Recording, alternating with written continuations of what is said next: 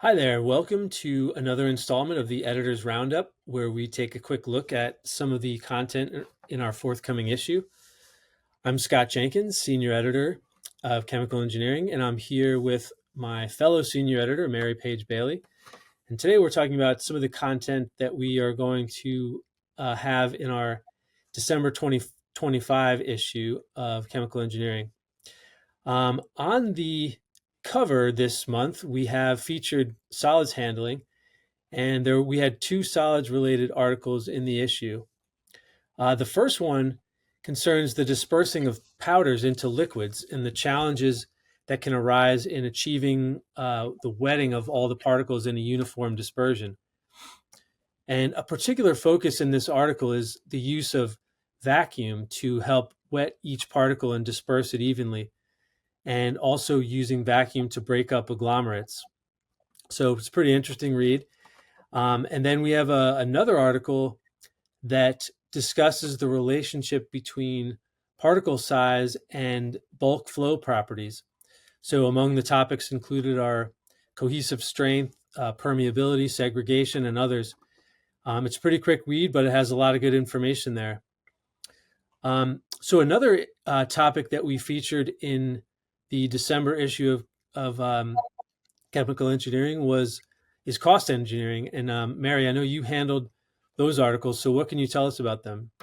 Yeah, so I had two feature articles talking about cost engineering and cost estimation. And these two articles kind of go through the ideas of the importance of cost estimation in different stages of putting together your project to avoid inaccuracies and especially to avoid budget overruns.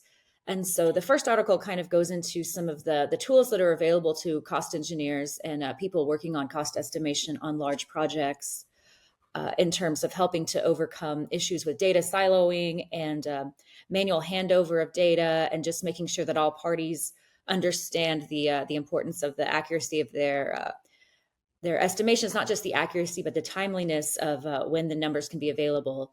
And the second article provides a good framework for cost engineering based on the some industry standards looking at accuracy of cost estimation. There's like a framework, class 1, 2, 3, 4 estimations throughout different project phases. So this covers that. It talks about parametric cost estimation. So it's just a lot of good information there, rules of thumb, reviews for people working in those areas. I also edited another really interesting article about a project to convert a ammonia plant from traditional legacy ammonia production using fossil fuels, what they might call gray ammonia, to a production scheme using hydrogen from more renewable sources. In this case, it was actually collected from waste materials to take this plant and convert it into what cleaner ammonia production. So this was actually a project done at a facility in Europe. And the article goes through some of the reconfiguration that was required at the plant to achieve cleaner ammonia production, and talks about some of the requirements for heating and cooling and what that loop looked like for the ammonia conversion using the new feedstock with the lower emissions. So that was pretty interesting to have a practical article like that from a real world case. We always like to have those fun stories from industry of these interesting projects that are going on out there. There were also a number of commentator articles. These are our articles in each issue that cover really novel new technologies, things that are unique in the market, recently commercialized, really groundbreaking research. So we always have a number of those. One that I'm going to highlight right now is from a company in the UK called Ekion, and they have developed niobium materials for battery anode components. And so, what that means is with these very, very unique structures that they have been able to develop to um, arrange the niobium in a very unique way, it enables extremely fast movement of lithium ions throughout the anode material. And so, this enables really an industry unique ability to charge and discharge very have those cycles be much more rapid than what the current standards are. And so you can read about that and really how they were able to develop this unique crystal structure for their materials in the December issue. And I know, Scott, you had a number of other commentator articles that you had written as well. Yeah, that one sounds pretty cool. One that I'm going to talk about here for a sec is one that I thought was pretty interesting. It's about removing siloxanes from production and waste streams.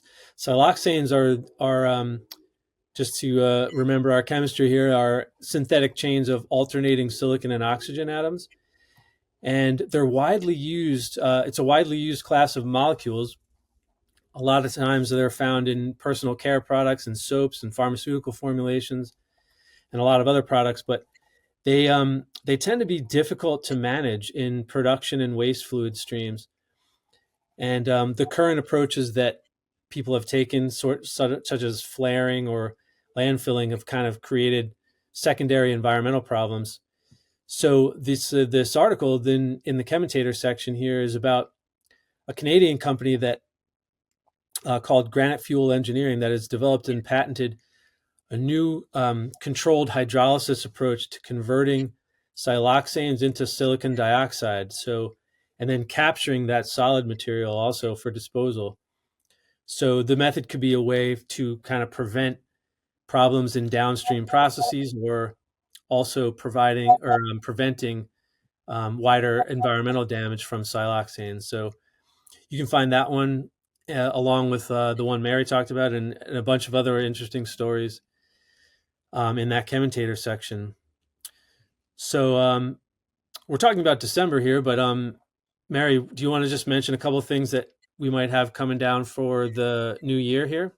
Yeah, so we're going into 2026. We have our January issue already planned out, so look for that to come next year.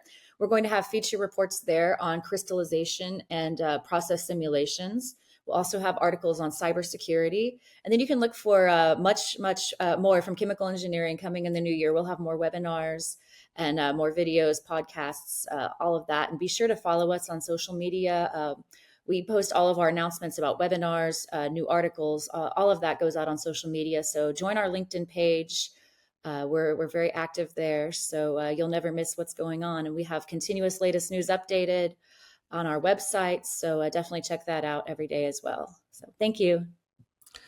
All right. Thanks, everyone. We'll see you next time.